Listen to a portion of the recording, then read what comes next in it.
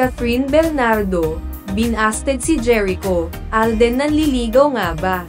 Totoo kaya ang nakarating na kwento sa amin ng very reliable source?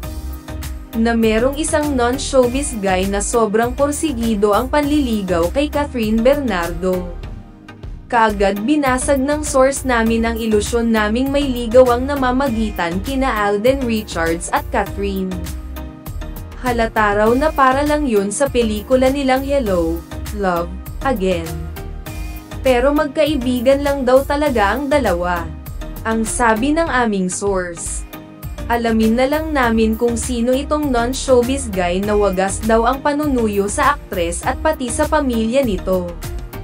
Ayaw na niyang magbigay ng clue sa amin kung politiko ba ito, mayamang negosyante sa sports o sino, basta hindi raw taga-showbiz. Hindi kami sinagot kung masyadong pribado ba itong si Guy. Ayaw nga kaming sagutin kung gwapo ba. Basta hanggang doon lang daw ang pwedeng ibigay sa amin na kwento tungkol kay Catherine Bernardo. Ang isa pa kasing nasagap ng source ay binasted daw ni Catherine si Jericho Rosales. Nalink ang dalawa pagkatapos ng breakup ng aktres kay Daniel Padilla. Nanligaw daw talaga si Echo kay Catherine, pero hindi raw umubra ang panunuyo ni Echo sa Asia's superstar. Pagkatapos kay Catherine, si Janine Gutierrez na ba ang susunod na nililigawan ni Jericho Rosales? Tinanong ng South ang ilang taong malapit kay Janine kung nanliligaw ba talaga si Echo sa aktres. Pero wala silang sagot kundi laugh emoji lang. Nahahalata kasi sa sagot ni Jericho sa comment ni Lotlot De Leon sa Instagram post ng kanyang anak na kuha sa National Museum sa Maynila. Doon nakitang magkasama sina Janine at Jericho. Nag-comment si Lotlot ng, excuse me po, sino po kasama mo nagpunta dyan? Sinagot ni Jericho ng, nag-doorbell po ako para magpaalam pero hinabol ako ng aso eh. Mukhang may ligawang nagaganap ang dating.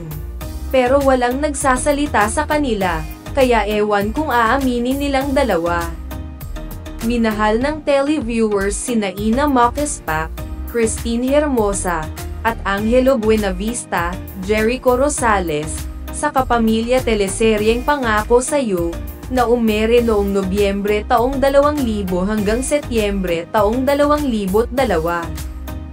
Sinubaybayan rin ng televiewers ang remake ng Pangako Sa'yo na tinampukan ni Catherine Bernardo at Daniel Padilla, na umere noong Mayo taong 2015 hanggang Pebrero taong 2016. Sabi sa kanta ni Ray Valera na theme song at title ng naturang teleserye, Pangako Sa'yo.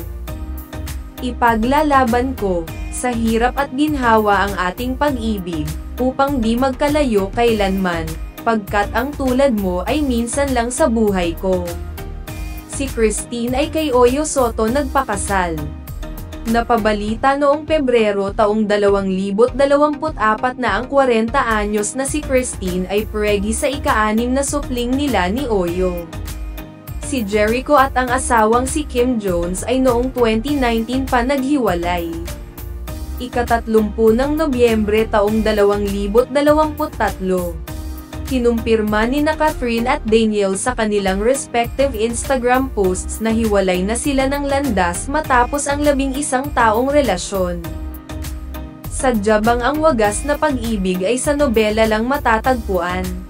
NKKLK na ang Og Angelo Buenavista na si Jericho, sinuyo ang bagong Ina Mocaspac na si Catherine. Sa ika-13 ng Nobyembre, 2024 na nakatakdang ipalabas ang pelikulang Hello, Love, Again ni Catherine at Alden Richards.